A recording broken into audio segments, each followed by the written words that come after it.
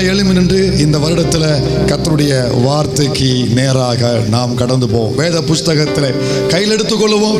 வேத புஸ்தகத்தில் இந்த வருஷத்தின் முதல் நாளில் நம்மை பலப்படுத்த, நம்மை உயிர்ப்பிக்க, ஊழியத்தை, சபையை, தரிசனத்தை, விசுவாச பிள்ளைகளை உயிர்ப்பிக்க கர்த்தர் நமக்கு தெரிந்து கொடுத்த ஒரு வார்த்தை.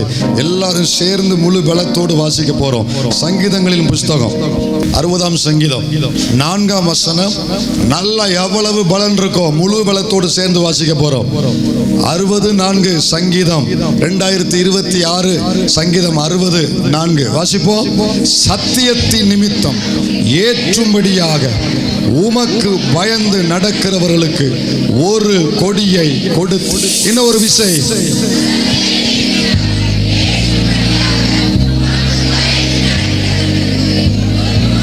இன்னும் ஒரே ஒரு விசை முழு பலத்தோடு. உமக்கு.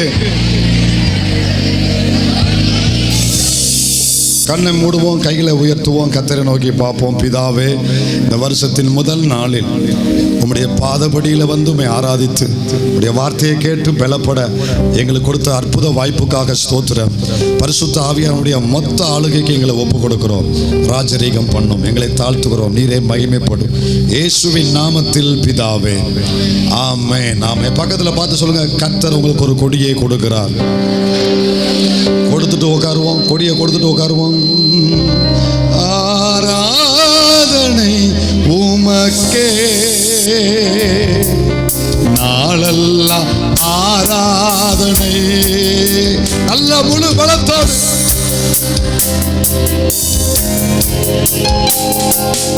நாளெல்லாம் ஆராதனை. மைக்ல வாசிமா. சங்கீதம் 64. நீங்க எல்லாரும் என்ன பாருங்க? சத்தியத்தின் நிமித்தம். என்ன பாருங்க? சத்திய முழக்கமே. சத்தியத்தின் நிமித்தம் ஏற்றும்படியாக உமக்கு பயந்து நடக்கிறவர்களுக்கு ஒரு கொடியை கொடுத்தி. கைதட்டுற அத்தனை பிள்ளைகளுக்கும் ஒரு கொடியை கொடுத்தி. விசுவாசிக்கிற அத்தனை பேருக்கும் ஒரு கொடியை கொடுத்து. பல கொடி இல்லை, எல்லாருக்கும் ஒரே கொடிதான். ஒரு கொடியை கொடுத்து. கொடினாலே கொஞ்சம் நம்மளை நிமிர வச்சிரும். கொஞ்சம் நிமிருங்க. கொடினாலே நம்மளை நிமிர வைக்கும். கூணெல்லாம் சரியாகட்டும், முதுகு தண்டுவடம் சரியாகட்டும். நல்லா கவனி. ஒரு யுத்தத்துல கொடி எப்போ வரும்னா யுத்தத்தின் முடிவில் என்ன நாட்டப்படும்? சொல்லுங்க, என்ன நாட்டப்படும்? கொடி நாட்டப்படும். யுத்தத்தின் முடிவில் கொடி வந்தால் என்ன அர்த்தம்? யுத்தம் முடிந்தது என்று அர்த்தம். இந்த சபைக்கு ஆவியானவர் சொல்லுகிறார், பரிசுத்த ஆவிக்குள்ள நிரம்பி சொல்லுகிற, பல வருடமா யுத்தத்தின் நடுவில் கடந்து வந்த உன் குடும்பத்துக்கு யுத்தம் முடிந்தது. உன் ஊழியத்துக்கு போர் முடிந்தது. உன் வாழ்க்கையில யுத்தம் முடிந்தது. விசுவாசம் ஒன்று இருந்தா மட்டும் ஆமென் சொல்லு. இல்ல அமைதியாயிரு. யுத்தத்தின் முடிவில் கொடி வரும். இந்த வருஷத்தின் துவக்கத்தில் கர்த்தருடைய ஆவியானவர் சபைக்கு ஒரு கொடியை கொடுக்கிறார். அப்படியான உன் யுத்தம் முடிவுக்கு வருது. உன் போராட்டம் முடிவுக்கு வருது. உன் வியாதி முடிவுக்கு வருது. உன் குடும்ப சண்டை பிரச்சனை முடிவுக்கு வருது. இளைப்பாறுதல் இல்லாம போராடினல அது இந்த ராத்திரியில முடிவுக்கு வருது. ஒரு கொடியை ஆவியானவர் கொடுக்கிறார். விசுவாசத்துல கொடியை பிடிக்க பார்க்கலாம், உயர்த்தி பிடி பார்க்கலாம். கர்த்தருக்கு ஒரு கொடியை கொடுத்தாரு 3 தடவை சொல்லு.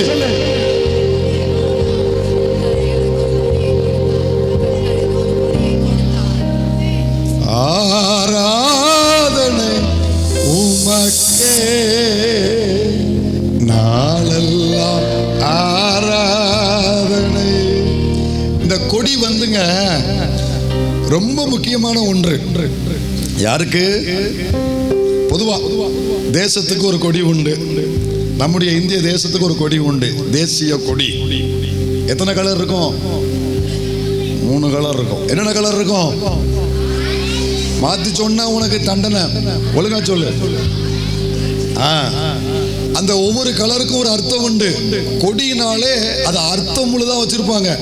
ஒரு கட்சி கொடியா இருக்கட்டும், தேசிய கொடியா இருக்கட்டும், இப்போ ஒவ்வொரு தேசத்துக்குமே வித்தியாசமான கலர்ல வித்தியாசமான டிசைன்ல கொடி, அது ஒவ்வொன்றுக்கும் என்ன உண்டு, அர்த்தம் உண்டு. நம்ம இந்திய தேசத்துக்கு ஒரு கொடி உண்டு. அந்த கொடியை அதை ரெஸ்பெக்டடா அதை நம்ம என்ன செய்யணும், அதை கீப் பண்ணணும், ஃபாலோ பண்ணணும். அதை அவமதிச்சாலோ அதை சரியா கையாள விட்டாலும் அதுக்கு என்ன உண்டு, தண்டனை உண்டு. இந்திய தண்டனை சட்டத்தின்படி அதுக்கு தண்டனை உண்டு, சரியா கையாளவில்லை என்றால். ஏன்னா அந்த கொடி அவ்வளவு முக்கியமான ஒன்று. இன்னும் சொன்னா கொடியில சில அர்த்தங்கள் கொடுக்கப்படுகிறது. நான் சொல்றேன், ஒரு தேசத்துல உள்ள கொடிகளுக்கு ஒரு அர்த்தம் கொடுக்கப்படுமானால் ஆவியானவர் பரலோக தேவன் அவர் திருச்சபைக்கு 60 நாளின்படி ஒரு கொடியை கொடுத்தீர் என்று ஒரு கொடியை கொடுத்திருப்பார் என்றால், இந்த கொடியில ஏதோ சில சத்தியத்தை, ஏதோ ஒரு அர்த்தத்தை உனக்கும் இந்த ஊழியத்துக்கும் எனக்கும் வச்சு கர்த்தர் கொடியை கொடுத்தார். கொடுப்பார் அல்ல, கொடுத்து. இஸ்ரவேல் ஜனங்கள் வாழ்க்கையில கொடி ரொம்ப முக்கியத்துவம் வாய்ந்தது. பைபிள்ல கொடி இருக்கு, சங்கீதத்துல மட்டும். வீட்டுல போய் வாசித்துக்கோங்க. என்னாகுமோ 2:2-17-2:34 இதுல எல்லாம் என்ன சொல்லப்பட்டிருக்குன்னா, இஸ்ரவேலர்கள் அவர்கள் கூடாரம் கொடியின் கீழே கூடாரத்தை அமைக்கணும்னு ஒரு சட்டம் இருக்கு. கொடியின் கீழே அவர்கள் கூடாரம் அமைக்க வேண்டும். கொடி அவங்க கூடாரம், கொடிக்கு கீழே அவங்க கூடாரம் போடும் பொழுது கொடி நாட்டப்படணும், கொடிக்கு கீழே கூடாரம் போடணும். அவங்க பிரயாணப்படும் பொழுது கொடியோடு கூட பிரயாணப்படணும். அவங்க பாளையம் இறங்கும் போது கொடியோடு பாளையம் இறங்க வேண்டும் என்று கர்த்தர் அவர்களுக்கு சட்டத்தை கொடுத்திருக்கிறார். நல்லா கவனிங்க. அப்படியானால் அதற்குள் ஏதோ சில சத்தியங்களை தேவன் நமக்கு மறைத்து வைத்திருக்கிறார். இந்த இரவு நேரத்தில் தேவன் இந்த திருச்சபையை பார்த்து, உனக்கு, உன் குடும்பத்துக்கு, உன் ஊழியத்துக்கு ஒரு கொடியை கொடுத்தேன் என்று கர்த்தர் நம்மோடு பேசுவாரானால், இந்த கொடியிலிருந்து தேவன் நமக்கு சில சத்தியங்களை சொல்ல விரும்புகிறார். விசுவாசிக்கிறவங்க மாட்டோம், விசுவாசிக்கிறவங்க மாட்டோம். ஆராதனை உமக்கே நாளெல்லாம் ஆராதனை. அல்லேலூயா. நல்ல கவனி தேவ பிள்ளையே, ஒரு 3 காரியத்தை ஒரு கொடியை கொடுத்தீர், சத்தியத்தின் நிமித்தம் ஏற்றுமடியாக உமக்கு பயந்து நடக்கிறவர்களுக்கு ஒரு கொடியை கொடுத்தீர் என்று கர்த்தர் நம்மோடு பேசுகிற இந்த சத்தியத்தில் தேவன் கொடியை கொடுப்பாரானால், கர்த்தர் நமக்கு கொடியை கொடுப்பதனால் பரலோகத்திலிருந்து நமக்கு டிக்ளேர் பண்ணப்படுகிற ஒரு 3 வார்த்தைகளை மனப்பாடம் பண்ணுங்க. பரலோகம் இந்த ராத்திரியில ஒரு 3 வார்த்தையை நமக்கு டிக்ளேர் பண்ணுகிறது. எல்லாரும் சேர்ந்து அதை மனப்பாடம் பண்ணுவோம். நம்பர் 1, சத்துரு தோற்று போனான். கொஞ்சம் மெதுவா சொல்லுங்க, ஏன்னா அவன் தோற்று போறது பிடிக்கல போல. கொஞ்சம் மெதுவா சொல்லுங்க. ஆண்கள் பக்கம். நம்பர் 2, அவன் திரும்ப எழும்புவது இல்லை. இன்னொரு விஷயம், அவன் திரும்ப, இவன் தான் நல்ல ரொம்ப விழிப்பா இருக்கான். எனக்கு நீ குட்டி பிரசிங்கா இருந்தீங்கன்னா நீ பிடிச்சிக்கோ. நான் கேட்கும்போது என்ன கொடுக்கணும்னா, அங்க பிடிக்க, இங்க பிடிச்சிக்கோ, உனக்கு 8 இடத்துல பிடிச்சிக்கோ, அப்படி பிடிச்சிக்கிட்டே இல்லைறா. ரைட், அப்படின்னு சொல்லுங்க பார்க்கலாம். சத்துரு தோற்று போனான், அவன் திரும்ப எழும்புவதில்லை. நம்பர் 3, உன் வெற்றி நிரந்தரமானது. மறுபடியும் மனப்பாடம் பண்ணுவோமா? பரலோகம் இந்த ராத்திரியில ஒரு 3 காரியத்தை நமக்கு டிக்ளேர் பண்ணுது. ஒவ்வொரு வீட்டுக்கு நேராய், ஒவ்வொரு பிள்ளைக்கு நேராய், இந்த சபையில் உள்ள ஒவ்வொரு குடும்பத்துக்கு நேராய், இந்த தரிசனத்துக்கு நேராக கர்த்தர் ஒரு 3 காரியத்தை டிக்ளேர் பண்ணுகிறார். உன்னை எதிர்த்தவன், உன்னோடு போராடியவன், உனக்கு எதிராக எழும்பி வந்த அனைத்தும் தோற்று போனது. இந்த ராத்திரி நேரத்தில் நம்பிக்கை இருந்தா மட்டும் அவன் இனி ஒருபோதும் எழும்புவது இல்லை. நம்பிக்கை இருந்தா மட்டும், உன் வெற்றி நிரந்தரமானது. விசுவாசம் இருந்தா மட்டும். முதல் காரியம் என்ன? சத்துரு இதே சங்கீதம் கடைசி வசனம், வேகமா வாசி. இதே சங்கீதம் கடைசி வசனம். தேவனாலே பராக்கிரமம் செய்வோம், அவரே. நல்லா கவனிங்க. நாலுல நமக்கு என்ன கொடுத்துட்டாரு? என்ன பாருங்க, நாலுல என்ன கொடுத்துட்டாரு? அட சொல்லுங்க நீங்க. கொடிய கொடுத்துட்டாரு. கொடிய கொடுத்துட்டு 12ல என்ன பண்ணாரு பாருங்க. தேவனாலே பராக்கிரமம் செய்வோம், அவரே எங்கள் சத்துருக்களை மிதித்து போடுவார். சத்துரு தோற்று போனா. கொடி வந்தாலே, கொடி வந்தாலே, கொடி உனக்கு கொடுக்கப்பட்டாலே அதுல கர்த்தர் என்ன சொல்றார் தெரியுமா? உன்னோடு எதிர்த்தவன், உனக்கு விரோதமா எழும்பின கூட்டங்கள், உனக்கு எதிராய் போராடின அந்த வியாதி என்னும் அந்த யுத்தம், உனக்கு விரோதமாய் வந்த மனித பலங்கள், பராக்கிரமங்கள், பலம் அனைத்தும் தோற்று போனது. நல்ல கவனிங்க. இந்த சத்துரு எத்தனையோ ஆயுதத்தை எடுத்தான்.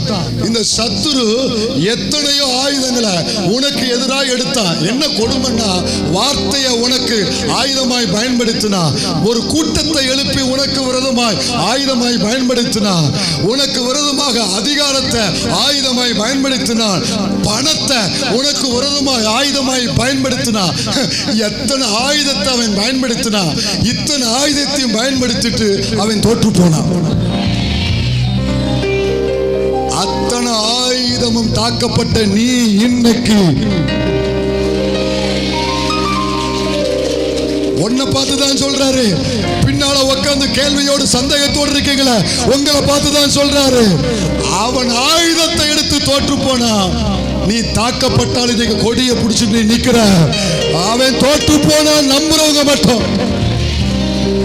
உன்னோடு போராடின அனைத்தும் அந்தகார வல்லமை, பாதாள வல்லமை, வியாதியின் வல்லமை, சாபத்தின் வல்லமை, தலைமுறை சாபத்தின் வல்லமை ஏன் தோற்று போனதுன்னு கர்த்தர் சொல்றாரு. நம்பிக்கை இருக்கா?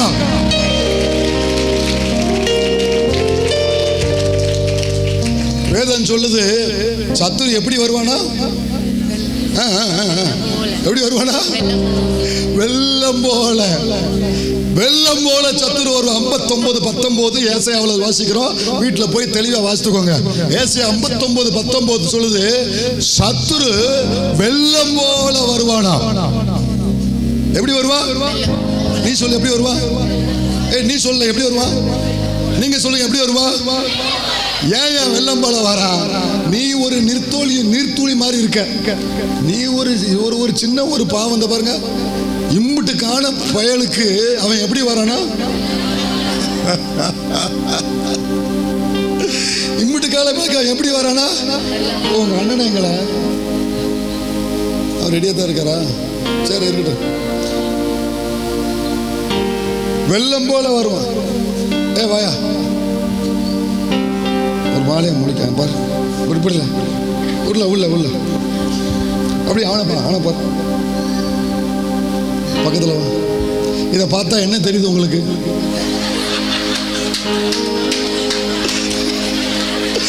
என்ன தெரியுது? இந்த பைபிளை சொல்லுங்க.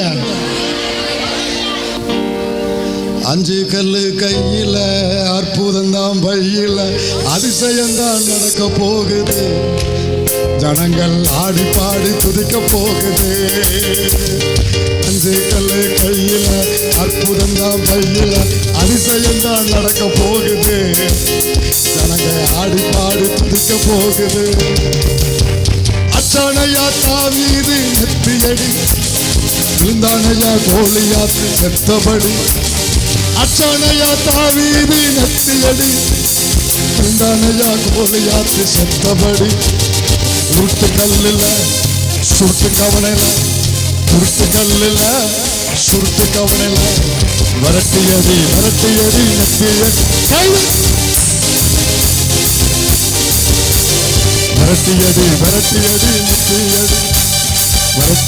வரட்டியடி. பாருங்க, சத்துரு எப்படி வரா? இவன் இம்புட்டுக்கான இருக்கான். நீ தான் இது, இவன் ஊழியக்காரன் தான் இது. என்ன ஒண்ணு ஆமேன காணா? நீயும் நானும் தான் இது. சுள்ளான் சுண்டக்கா மாதிரி இருக்கான். ஆனா வந்து நிக்காம பாருங்க, மலை மாதிரி, பருவதம் மாதிரி, வெள்ளம் மாதிரி. அவன் வந்து நின்ன வரத்து, அவன் பார்க்குற முறப்பு, அவன் விறப்பு, இதெல்லாம் இவனுக்கு கொஞ்சம் கூட பயமே இல்லை. பாருங்கள் இந்த பயலுக்கு. ஏன் தெரியுமா? உமக்கு பயந்து நடக்கிறவர்களுக்கு ஒரு கொடியை கொடுத்து, ஒரு கொடியை கொடுத்து, இவன் கூட யாரும் இல்லைங்க. இவன் கூட அப்பா ஈசா இல்ல, அண்ணன் மாதிரி எவனுமே இல்ல, பாஸ்ட் இல்ல, ஒருத்தனும் இல்ல, ஒருத்தர் இல்ல. ஆனா இவன் ஓடும்போது அவன் என்ன செஞ்சான்? இவன் ஓடும்போது அவன் என்ன செஞ்சான்? கீழே விழுந்தான்னு பார்க்கும். ஏன் விழுந்தான்னா, எனக்கு அதுக்கப்புறம் தான் ஆவியான கண்ணை திறந்தாரு. இவன் சொல்லும் போது என்ன சொன்னானா, நானோ நீ நிந்தித்த கர்த்தரின் நாமத்தில் வாரேன்னு இவன் சொன்னானா. சொன்ன உடனே இந்த தாவீதுக்கு பின்னால வானத்தை அடைக்கத்தக்க அளவுல தேவன் எழும்பி நின்று ஒரு கொடியை உயர்த்தி பிடிச்சாரா. விழுந்தாம் மொத்தத்துல விரட்டியடி விரட்டியடி நெத்தியடி விரட்டியடி விரட்டியடி. 5 கல்லு கையில அற்புதம் தான் பையில அச்சானையா தாவீது நெத்தியடி கொண்டானையா கோலியாத்து செத்தவன். 5 கல்லு கையில அற்புதம் தான் பையில அதிசயம் தான் நடக்க போகுது. ஜனங்கள் ஆடி பாடி துதிக்க போகுது. 2026 இந்த ஜனவரி மாதத்தின் முதல் மாதத்துல உன்னை பயமுறுத்தின வல்லமை உனக்கு முன்னால மண்டிட்டு விழும்படி, உன்னை பயமுறுத்தி இந்த ஊரை விட்டு வெளியே போக வைப்பேன்னு சொல்லி சவால் விட்ட அந்த கோலியாத்தின் வல்லமைகள், அந்த பயமுறுத்தின வல்லமைகள், அந்த பாதாள வல்லமைகள், அந்த அந்த அந்த அந்த செய்வன வல்லமைகள், பில்லி சூரிய வல்லமைகள், இயேசுவின் அதிகாரம் உள்ள நாமத்தில் ஒரு கொடிய கத்த உன் கையில கொடுத்து அனுப்புகிறார். அத்தனை வல்லமை, ஒன்ன பயமுறுத்தின வல்லமை உன் பாதத்துல விழுது. சத்துரு தோற்று போனா, சத்துரு வெள்ளம் போல ஏன் வர அப்படின்னா, அதாவது யோபுல வாசிக்கிறோம் 22:16 நினைக்கிறேன், எல்லாம் அப்புறம் வாசிப்போம். வெள்ளம் வந்து என்ன செய்யுமா? அஸ்திபாரத்துல மோதுன்னு இருக்கு. 22:16 அப்படி இருக்கு. வெள்ளங்கள் வந்து அஸ்திபாரத்துல மோது இருக்கா? சொல்லு. அவர்களுடைய அஸ்திபாரத்தின் மேல் வெள்ளம் புரண்டது. வெள்ளம் வந்து எங்க மோதுது? சபையை சொல்லு, எங்க மோதுது?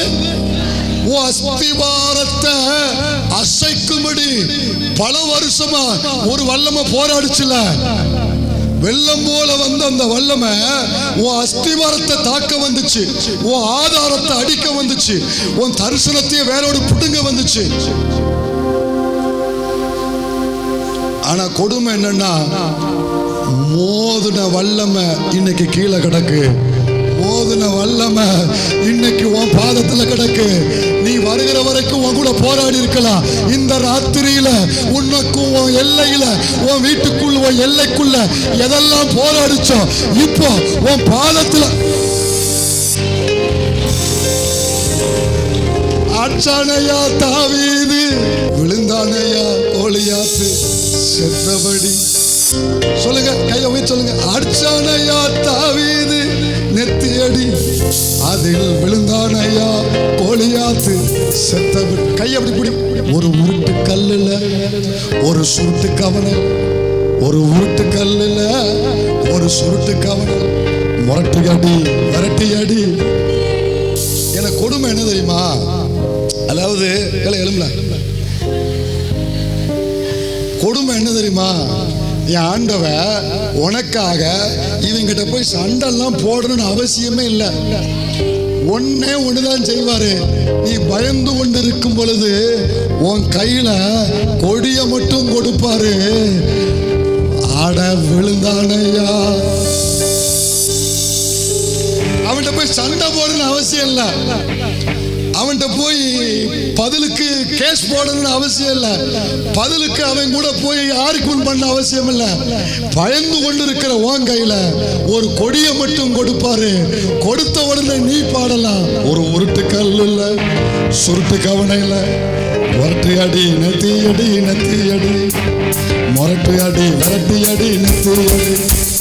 5 கல்லு, ஆனா 5 தேவையில்ல. 5 கையில பையில இருக்கும், 5 தேவையில்ல. 5 உனக்கு ஏற்றும்படி ஒரு கொடி. ஒரு ஆமென் சொல்றீங்களா? அல்லேலூயா. பரிசுத்த ஆவிக்குள்ள நிரம்பி சொல்றேன். உன்னை பயமுறுத்தின வல்லமை இருக்கு பாத்தியா, இரவெல்லாம் உன்னை தூங்க விடாம, யாரோ ஒரு பிள்ளையோட கத்தர் பேசுதா, உன்னை தூங்க விடாம ஒரு வல்லமை உன்னை பயமுறுத்தி கொண்டே இருந்தது. அது பாதாள வல்லமையா இருக்கலாம், தலைமுறை சாப வல்லமையா இருக்கலாம், வியாதியின் வல்லமையா இருக்கலாம், மனுஷ கூட்ட வல்லமையா இருக்கலாம். உன்னை தூங்க விடல சில மாசமா, உன் கூட போராடி கொண்டே இருந்தது.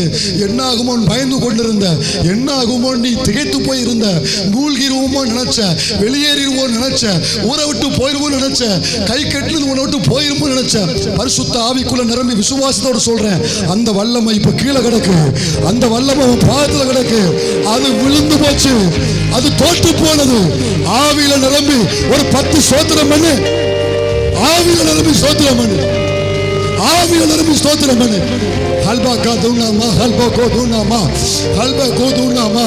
உன் பிள்ளையின் வாழ்க்கை நாசமாக்க போராடின அந்த வல்லமை இந்த ராத்திரியில விழுது.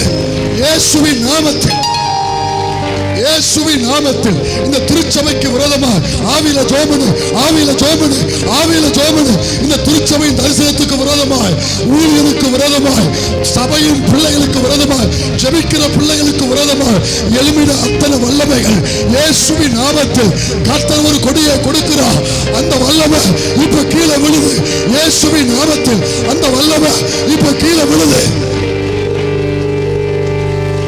குடியார வல்லமை, உன் புருஷனை ரட்சிக்கப்பட விடாதபடி அந்த குடியின் வல்லமை, அந்த குடும்பத்தில் போராடின சண்டையின் வல்லமை இப்ப தோற்று போகுது, இப்ப தோற்று போகுது.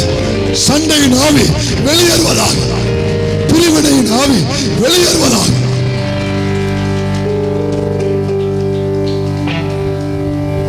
ஹல்லேலூயா.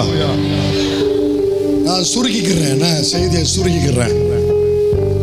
விளக்கமா பார்ப்போம், விளக்கமா பார்ப்போம். நம்பர் 1, சத்துரு தோற்றுப்போம். போன வெள்ளம் போல வந்தாம்ல, உன் அஸ்திபாரத்தை பிடுங்க வந்தான்.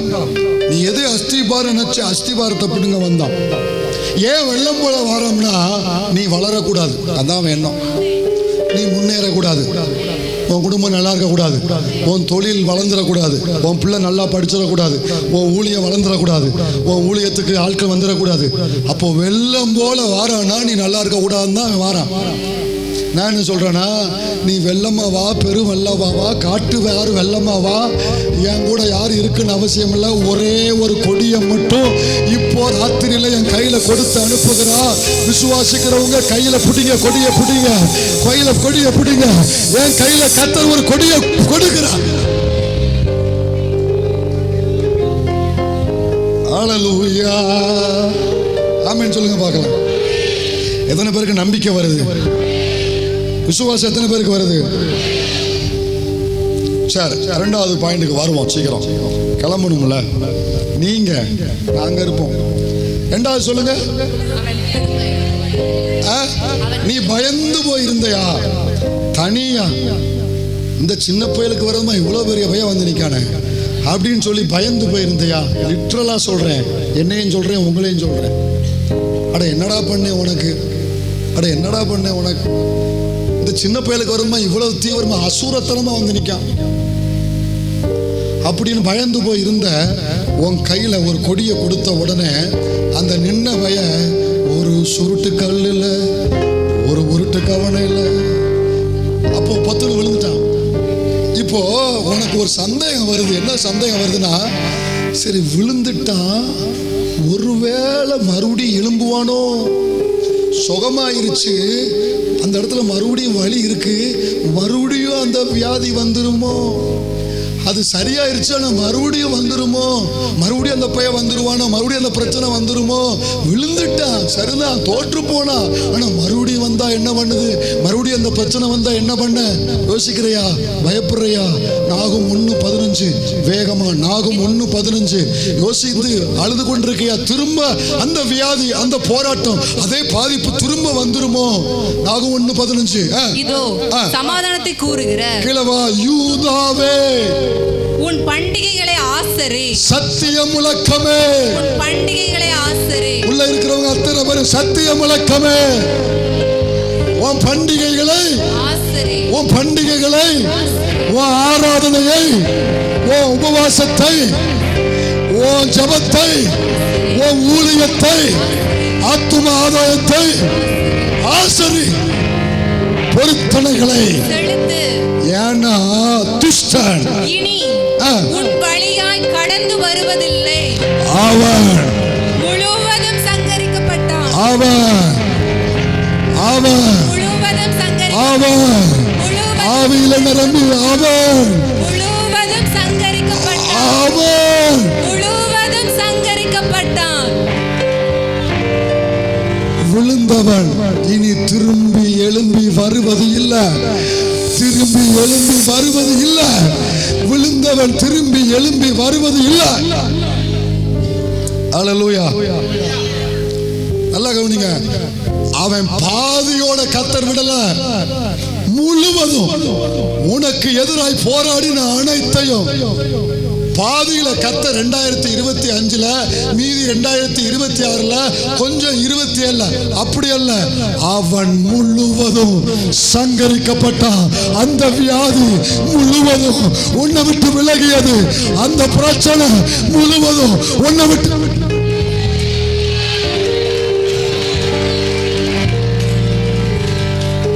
முழுவதும். மறுபடியும் வழிக்கு பாஸ்டர் வாங்க, அது நீ கொஞ்சம் குறைச்சி திங்கணும், வேற ஒன்றும் இல்லை. கொஞ்சம் வீட்டு கொஞ்சம் கடை சாப்பாடுலாம் கொஞ்சம் நிறுத்தணும். கொஞ்சம் ஒரு சின்ன அந்த ஒரு கேஸ்ட்ரிக் பெயின் தான், வேற ஒன்றும் இல்லை. மறுபடியும் அங்கே வலிக்கு பாஸ்டர், அது ஒன்றும் இல்லை கழுது, அதை விட்டு தள்ளு. அந்த வலி ஒன்றும் இல்லை. இயேசுவின் நாமத்தில் அந்த வலி ஒன்றும் இல்லை. ஒன்றும் இல்லாமல் போவதாக, ஒன்றும் இல்லாமல் போவதாக, ஒன்றும் இல்லாமல் போவதாக. அவன் முழுவதும், சொல்லுங்க முழுவதும், இயேசுவின் நாமத்தில் அவன் முழுவதும். இதை தியானிக்கும் போது 2 நாளைக்கு முன்னாடி ஆவியான் சொன்னாரு, அதாவதுங்க ஒரு யுத்தம் நடக்கும் பொழுது, ஒரு தேசத்துல யுத்தம் நடக்கும்ல, ஒரு யுத்தம் நடக்கும் பொழுது எப்ப கொடி ஏற்றுவாங்க தெரியுமா? கவனிங்க, 2 தேசத்துக்கு யுத்தம் நடந்துகிட்டு இருக்கு. 2 தேசத்துக்கு யுத்தம் நடக்குது. எப்போ கொடி ஏற்றுவாங்கன்னா, யுத்தம் எல்லாம் முடிஞ்சு எதிரி வீட்டுக்கு போனதுக்கு அப்புறம் கொஞ்சம் சாவகாசமா பொங்கல் வடெல்லாம் சாப்பிட்டுட்டு வந்து கொடி ஏற்றுவோம்லாம் ஏற்ற மாட்டாங்க. எதிரி கொஞ்சம் அவன் பலவீனப்படும் பொழுது, அப்படி அவன் சுருண்டு அவன் கொஞ்சம் பலவீனப்படும் பொழுது, எதிரி பலவீனப்பட தொடங்கி விட்டாலே கொடியை ஏற்றி விடுவார்கள். ராத்திரியில நான் சொல்றேன், இந்த கூடாரத்துக்குள்ள வந்த, இந்த ஆலய வளாகத்துக்குள்ள வந்துற ஒவ்வொரு பிள்ளைக்காக கர்த்தருடைய சமூகத்துல பரிசுத்த ஆவிக்குள்ள வேத புஸ்தகத்தை கையில வைத்து கொண்டு சொல்லுகிறேன், உன் பிரச்சனை இன்னும் முடியல, உன் கடன் இன்னும் முடியல, உன் வியாதி இன்னும் தீரல, உன் போராட்டம் இன்னும் முடியல, இன்னும் பிரச்சனை கொஞ்சம் இருக்கத்தான் செய்து, இன்னும் உனக்கு பாதிப்பு இருக்கத்தான் செய்து, போராட்டம் இருக்கத்தான் செய்து. ஆனா இந்த பிரச்சனை இருக்கும் பொழுது இந்த ராத்திரியில கர்த்தர் உனக்கு என்ன கொடுத்துட்டாரு? என்ன கொடுத்துட்டாரு? ஏன் கொடியை கொடுத்துட்டாருன்னா, அது பலவீனப்பட ஆரம்பிச்சிருச்சு. அது பலவீனப்பட ஆரம்பிச்சிருச்சு. விசுவாசம் இருக்கு அவனுக்கு, நம்பிக்கை இருக்கு அவனுக்கு, அது பலவீனப்பட ஆரம்பிச்சிருச்சு. அந்த வியாதி உன்னை விட்டு விலக ஆரம்பிச்சிருச்சு. அது சத்துரு பலவீனப்பட தொடங்கிவிட்டான்.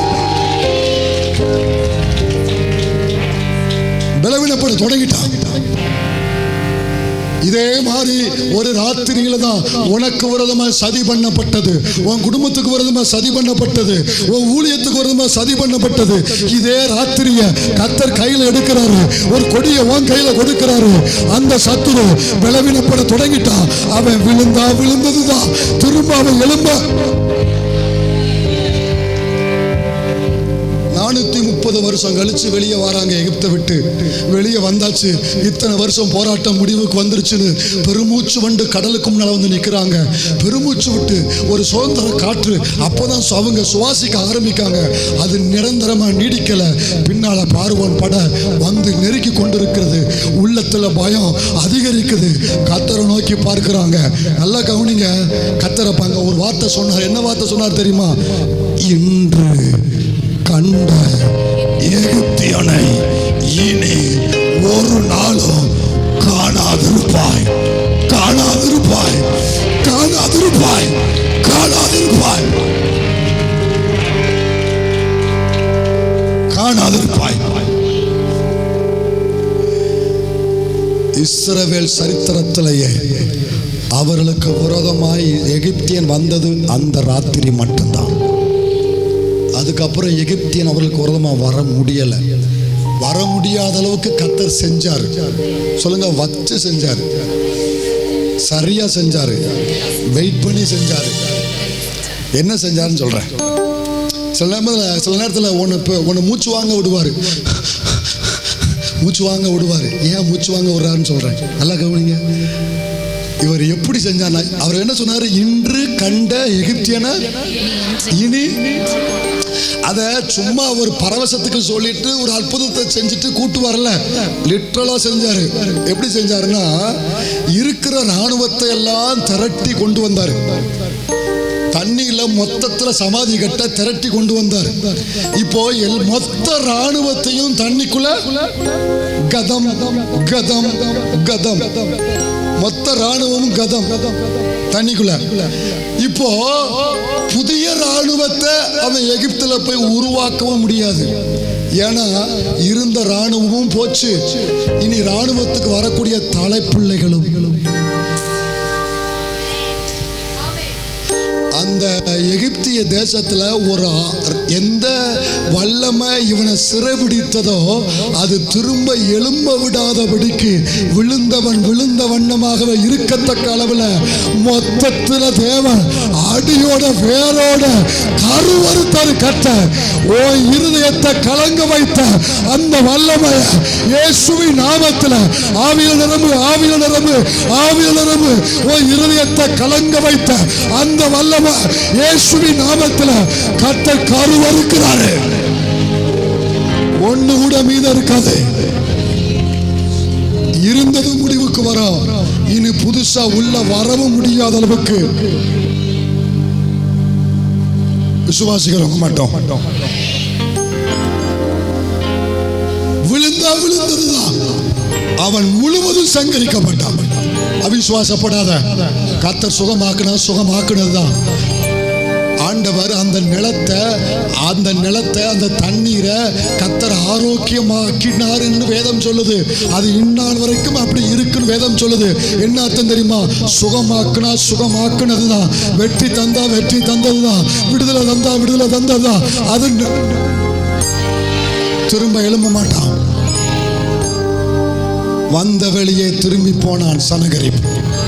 உன்னை கொச்சப்படுத்தின வல்லமை, உன்னை அவமானப்படுத்தின வல்லமை, காது கொடுத்து கேட்க முடியாத அளவுக்கு உன்னையும் உன் குடும்பத்தையும் பல இடத்துல தூட்டி திரிந்த உன்னையும் உன் தொழிலையும் முற்றிலும் அழிக்கும்படி எழும்பின அந்த சனகரிப்பு என்னும் அந்த அசூரிய வல்லமை பரிசுத்த ஆவிக்குள்ள நிரம்பி அறிக்கையிடு. அவன் வந்த வழியே, அவன் வந்த வழியே திரும்ப இந்த நகரத்துக்குள் அவன் பிரவேசிப்பது இல்லை. இயேசுவின் நாமத்தில் சொல்றேன், அவன் திரும்ப உன் நகரத்துக்குள்ள, கர்த்தர் தந்த உன் எல்லைக்குள்ள, உன் தரிசன பூமிக்குள்ள, உன் வீட்டுக்குள்ள, உன் தொழிலுக்குள்ள அவன் திரும்ப பிரவேசிப்பது இல்லை. விசுவாசம், நம்பிக்கை. ஹல்லேலூயா. சந்தோஷமா இருக்கிறவங்க ஆவியில நிரம்பி ரிசீவ் பண்ணுங்க. சத்துரு தோற்று போனா அவன் திரும்ப எழும்பி வர மாட்டான். ஏன்னா முழுவதும் மூணாவது பயன் சொல்லிச்சுக்கிறோம். தேவ பிள்ளையே, பரலோகம் ராத்திரில டிக்ளேர் பண்ணுது, உன் சத்துரு தோற்று போனான், அவன் திரும்ப எழும்புவது இல்லை. உன் வெற்றி நிரந்தரம். யாத்திராம 15:1 சொல்லுது கர்த்தர் மகிமையா வெற்றி சிறந்தார். தானியேல் 6:28 சொல்லுது தானியேல் காரியம் செய்யமா இருந்தது. 2 கொரிந்தியர் 2:14 சொல்லுது கிறிஸ்துவுக்குள் எங்களை எப்பொழுது வெற்றி சிறக்க பண்ணி. அப்படின்னா என்ன அர்த்தம் தெரியுமா? நிமிர்ந்து பாருங்க சொல்றேன். வேதம் சொல்லுது சிலுவையில இயேசு. ஆனா இங்க சங்கீதத்துல வாசிக்கிறோம் எனக்கு கொடியை சொல்லுங்க எனக்கு. அப்போ சிலுவையில அவர் வெற்றி சிறந்து கொடியை வாங்கி அந்த கொடியை இந்த சின்னவனுக்கு அவர் ஜெயிச்சுட்டு தாடா இந்த ஜெயம் உனக்கு தாண்டா, உனக்காகத்தாண்டா ஜெயிச்சேன், உனக்காகத்தாண்டா சிலுவையை ஜெயிச்சேன், உனக்காகத்தான் பாவத்தை ஜெயித்தேன், உனக்காகத்தான் பாதாளத்தை ஜெயித்தேன், உனக்காகத்தான் சாபத்தை ஜெயித்தேன், உனக்காகத்தான் வியாதியை ஜெயித்தேன். சமாதானத்தின் தேவன் தாமே சீக்கிரமாய் சாத்தானை உங்கள் கால்களின் கீழ் ஏற்கனவே சொல்லி கொடுத்திருக்கிறேன் நசுக்கி போடுவார்னு சொல்லி அவரை சொல்லிட்டு கால் யார் கால்? உங்கள் கால். இப்ப ஆண்டவர் என்ன பண்றாருன்னா அவர் அவனை அடிச்சு ஜெயிச்சு கீழே தள்ளிட்டு அவன் கீழே விழுந்த உடனே என் காலை தூக்கி அவன் மேல வைக்கிறாரு.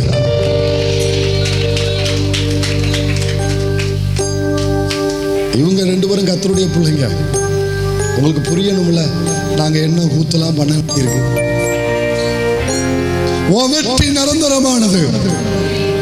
நீ எந்த விஷயத்திலெல்லாம் நீ விடுதலை பெற முடியாம நீ இருந்தையோ, எந்த விஷயத்திலெல்லாம் இதுல விடுதலை பெற முடியாது அப்படின்னு நீ பயந்து போய் இருந்தையோ, அந்த குடும்ப காரியமா இருக்கலாம், உன் சரீர விஷயமா இருக்கலாம், அல்லது ரகசிய பாவமா இருக்கலாம், விட முடியாத அந்த உறவா இருக்கலாம், அல்லது நீ விழுந்து விழுந்து எழும்புகிற அந்த ரகசிய பாவமா இருக்கலாம். எந்த விஷயத்துல விடுதலை பெற முடியாதுன்னு நீ நினைத்தாயோ அந்த விஷயத்துல கர்த்தர் உனக்கு ஒரு கொடியை கொடுத்து இந்த ராத்திரியில உன்னை ஜெயிக்க வைத்து மறுபடியும் விழுந்து ஜெயிக்க வைக்க போறதல்ல. அந்த வெற்றி நிரந்தரம், அந்த விடுதலை நிரந்தரம், அந்த சுக நிரந்தரம்.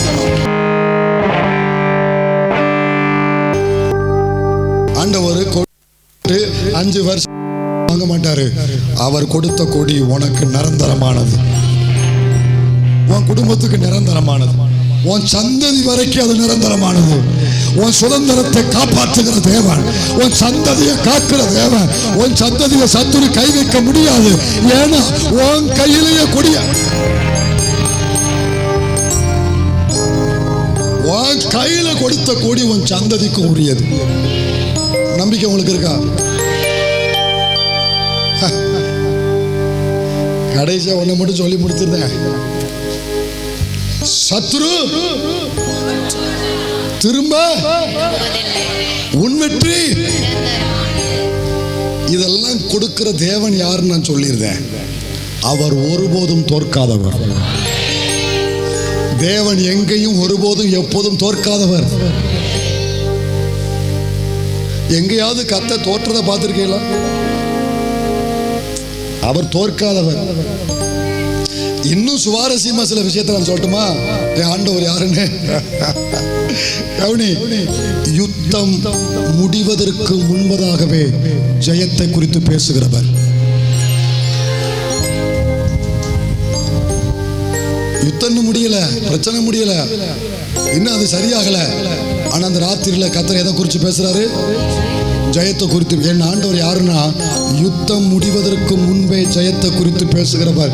வியாதி இருக்கும் பொழுதே சுகத்தை குறித்து பேசுகிறவர். போராட்டம் இருக்கும் போதே விடுதலை குறித்து பேசுகிறவர்.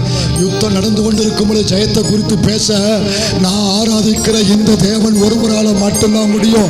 மறுபடியும் சொல்றேன், நம்பிக்கை இந்த கூடாரத்துக்குள்ள இருந்தா மட்டும் நீ கர்த்தரை ஆர்ப்பரிக்கணும். சொன்னதுக்கு அப்புறம் இந்த உலகத்துல வானத்துக்கு கீழே பூமிக்கு மேல யுத்தம் நடந்து கொண்டிருக்கும் பொழுது ஜெயத்தை குறித்து பேசுவதற்கு நான் ஆராதிக்கிற இந்த ஒரே தேவனால் மட்டும்தான்.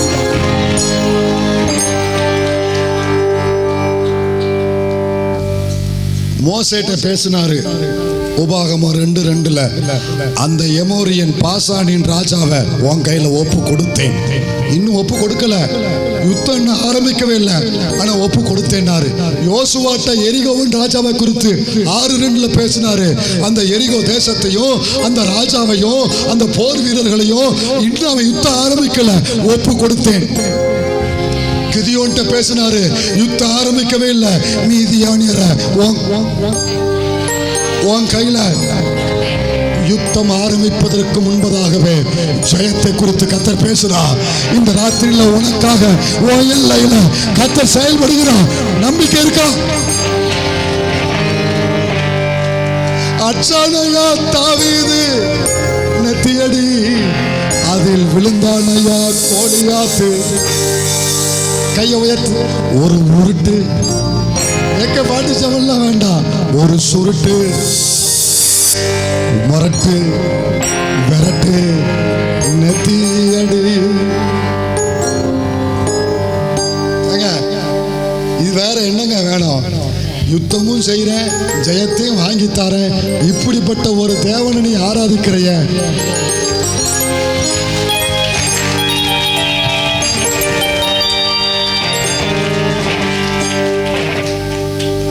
இந்த பேரை பார்த்துலாம் பயப்படாதீங்க.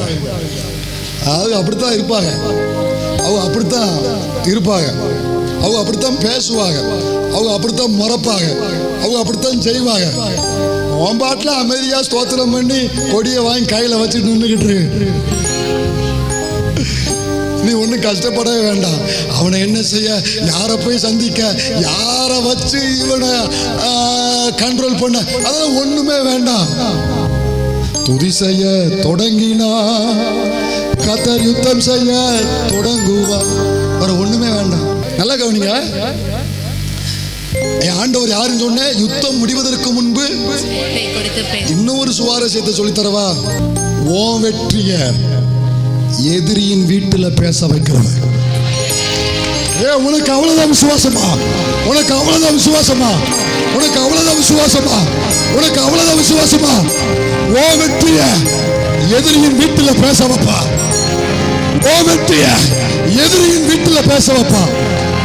எந்த எதிரியின் கூட்டம் உனக்கு எதிரா அவன் வீட்டுல லைட்டை போட்டு உட்கார்ந்து பேசினானோ, உன்னை கவுக்க, உன்னை விரட்ட, உன்னை அழிக்க திட்டமிட்டாமல இந்த ராத்திரியில ஓ வெற்றிய கர்த்தர் பேச வைக்காரு. கிதியோனுக்கு இன்னும் விசுவாசம் வரல. அவனை இங்க வாழ அப்படின்னு கிதியோனை கூப்பிட்டு நேரா மீதியானியரின் பாளையத்துக்கு போனாரு. அவன் போனா, நடு ராத்திரியில் அறமில்லாம போனா, எதிரிகள் கூடாரத்துக்குள்ள பேசிக்கிட்டு இருக்கிறாங்க. ஒருத்தன் தூக்கம் கலைஞ்சி எழும்புறான். ஒரு சொப்பனம் கண்டேன்டா. என்னடா சொப்பனம்னா, ஒரு பெரிய அப்பம் உருண்டு வந்து நம்ம கூடாரத்துல மோதுது, நம்ம எல்லாரும் நொறுங்கி போயிருந்தோம் அப்படின்னு இவன் சொல்ல, பக்கத்துல இருக்கிறவன் சொல்றான், அந்த அப்போ வேற யாரும் இல்ல, அந்த அப்போ யார் தெரியுமா? கிதியோன். அந்த அப்போ சத்தியம் முழக்கம். அந்த அப்போ உன் பேரை போடு, உன் பேரை போடு, உன் பேரை போடு. அந்த அப்போ நீதான், அந்த அப்போ நீதான். யார் பேசுறா? கிதியோன் கையில் மீதியானியரை ஒப்பு கொடுத்தாங்கன்னு சொல்லி யார் பேசுறா? மீதியானின் போர்ச்சாவகர்கள் கூடாரத்துல பேசுறான். உங்களுக்கு புரியலையா? சரி, இன்னொரு வசனத்தை சொல்றேன். தூக்கு மரத்தை செஞ்சு வச்சுட்டு மரதகாய தூக்குல போடணும்னு சொன்ன சிரேசு யாரு? ஆமான் மனைவி. அவ ஆமானை கூப்பிட்டு சொல்றா, ஏய் ஆமானை கூப்பிட்டு சொல்றா, அவன் யூத குணமானாய், அவன் தேவ பிள்ளையானாய், அவன் ஒரு விசுவாசியானாய், அவன் அபிஷேகம் பெற்றவனானாய், அவன் ரட்சிக்கப்பட்டவனானாய், அவன் கிருபை பெற்றவனானாய். நீ தாழ்ந்து போவது நிச்சயம், நீ தாழ்ந்து போவது நிச்சயம், அவன் ஜெயிப்பது நிச்சயம். விசுவாசம் எத்தனை பேருக்கு? விசுவாசம் எத்தனை பேருக்கு? விசுவாசம் எத்தனை பேருக்கு? மொர்தெகாயின் வெற்றியை யார் பேசுறா? ஆமான் வீட்டுல பேசுறாங்க. இயேசுவின் நாமத்தில் உனக்கு எதிராய் பல ஆண்டுகளாய் திட்டம் பண்ணின அந்த குடும்பம் இந்த வருஷத்துல உன் வெற்றிய அவர்கள் பேசுவார்களாக. உன் வெற்றிய, உன் ஊழிய வெற்றிய உனக்கு எதிராக எழுப்பினவர்கள் பேசுவார்களாக, பேச வைப்பார். கடைசியா சொல்லி முடிச்சிருக்கேன். பழைய ஏற்பாட்டில் வெற்றி வேறு விதம், புதிய ஏற்பாட்டில் வெற்றி வேறு விதம். புதிய ஏற்பாட்டில் எப்படின்னா ரோமர் 8:37 சிகரெடு, ரோமர் 8:37 சிகரெடு. புதிய ஏற்பாட்டில் எப்படின்னா வாசி, இவை எல்லாவற்றிலேயும் நாம் நம்மில் அன்பு கூறுகிறவராலே முற்றும் ஜெயம் கொள்ளுகிறோம். வலது கரத்தை அப்படி இப்படி வைங்க, அப்படி தம் கட்டுங்க. முற்றும், முற்றிலும், முற்றிலும். கையை உயர்த்துவேன், கையை உயர்த்து சொல்லு. முன்னால உங்களை எதுக்கு உட்கார வச்சிருக்கு? சொல்லு. முற்றிலும், முற்றிலும் ஜெயம். சொல்லுங்க, சொல்லுங்க, முற்றிலும் ஜெயம். பழைய ஏற்பாட்டில் ஒவ்வொரு பகுதி பகுதியா ஜெயம். புதிய ஏற்பாட்டில்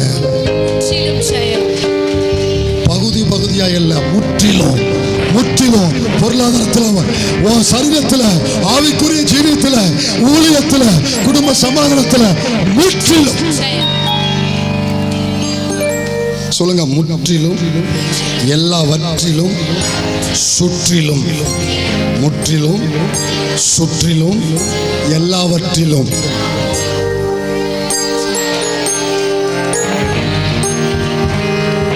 சத்தியத்தின் நிமித்தம் ஏற்றும்படியாக உமக்கு பயந்து நடக்கிறவர்களுக்கு ஒரு கொடியை கொடுத்து